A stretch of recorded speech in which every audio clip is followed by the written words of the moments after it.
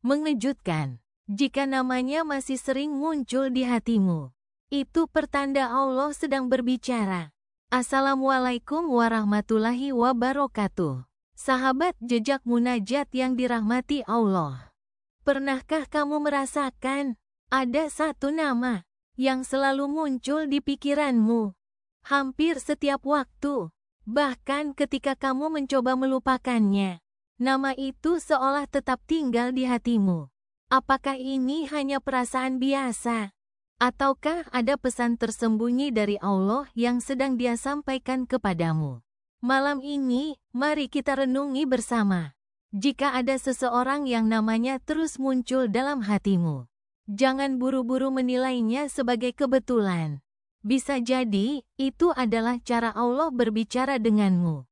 Sahabatku, ketahuilah, tidak ada satupun yang terjadi di hati seorang hamba, kecuali atas izin Allah. Bahkan dalam Quran Surah Al-Anfal ayat 24, Allah berfirman, "Wahai orang-orang yang beriman, penuhilah seruan Allah dan Rasul apabila Rasul menyeru kamu kepada sesuatu yang memberi kehidupan bagimu." Ayat ini mengingatkan kita bahwa ada kalanya Allah mengetuk hati kita lewat perasaan, lewat mimpi, atau bahkan lewat nama seseorang yang tiba-tiba hadir tanpa sebab.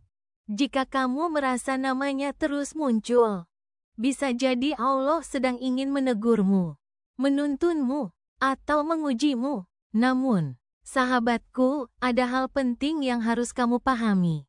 Tidak semua perasaan rindu atau ingatan tentang seseorang adalah pertanda jodoh.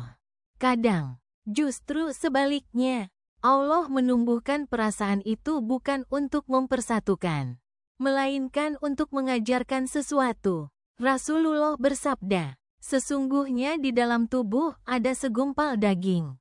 Jika ia baik, maka baiklah seluruh tubuh.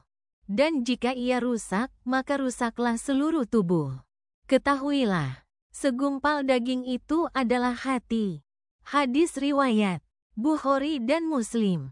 Jika hatimu terus memanggil namanya, tanyakanlah pada dirimu sendiri, apakah perasaan itu mendekatkanmu pada Allah, atau justru menjauhkanmu darinya? Sahabat jejak munajat, ada 3 kemungkinan ketika namanya selalu muncul di hatimu. 1. Allah sedang menguji hatimu. Kadang, Allah ingin melihat, apakah kamu lebih memilih cinta manusia atau cintanya. Jika kamu lebih sibuk memikirkan seseorang dibandingkan mengingat Allah, maka bisa jadi itu peringatan.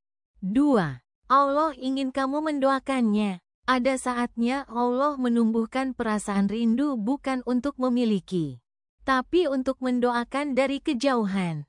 Karena doa adalah bentuk cinta paling tulus. 3.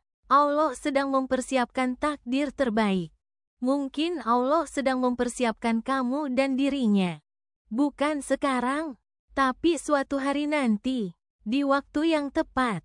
Ingatlah, takdir Allah selalu indah bagi mereka yang sabar. Sahabatku, jangan tergesa-gesa menafsirkan perasaanmu, karena hati manusia memang lemah dan mudah terikat. Tapi Allah lah yang menggenggam setiap hati. Dalam Quran Surah Ali Imran ayat 8, kita diajarkan doa yang indah. Ya Rabb kami, janganlah Engkau condongkan hati kami kepada kesesatan setelah Engkau memberi kami petunjuk.